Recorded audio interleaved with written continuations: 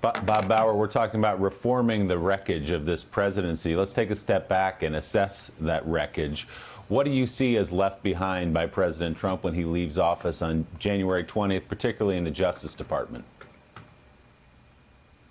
He famously said he didn't understand why he couldn't tell the department what to do. He didn't understand why he couldn't intervene for political purposes in prosecutions. He spoke about wanting his attorney general and publicly upbraided his attorney general and others in the administration and the Department of Justice for not prosecuting his political enemies.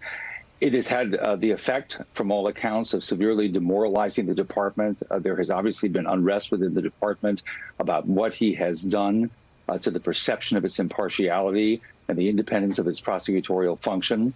And so we suggest, as Jack just said, a series of reforms, both external and internal, to repair that wreckage. And this all flows from a sense that he's had that his presidency is one that can expand almost boundlessly Article II authority, that he could be a strongman president who works his will in every direction, could run a business while also running the government, can use the government to promote his business, can refuse to release his tax returns. And of course, that's just one of a number of things, I think, for which this presidency will become notorious. And what safeguard do we put in place to stop corrupt attorney generals from coming into the future and committing the sort of acts that William Barr committed? I suppose we should be grateful that he didn't completely destroy the Republic and Madisonian democracy in his final weeks. And I'm sure he's going to be, they'll probably put laurels on his head at the Wall Street Journal.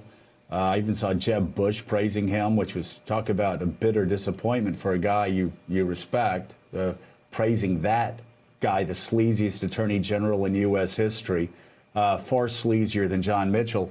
But what do? Donald Trump, the last 2 weeks of the campaign, was asking Barr to arrest his political opponent.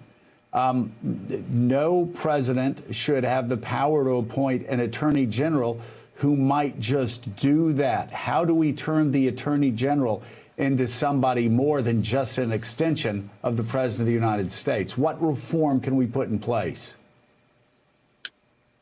There are some limits to what you can do to restrict the sort of person that the president appoints to and that the Senate might confirm to be attorney general. We do propose a reform that at a minimum, and it has many, many years ago, something like this was proposed, to make it impossible for the president to appoint, just as a matter of qualification, a candidate for attorney general who has previously been the head of the president's campaign, the head of a political party, the head of a political committee that supported the president.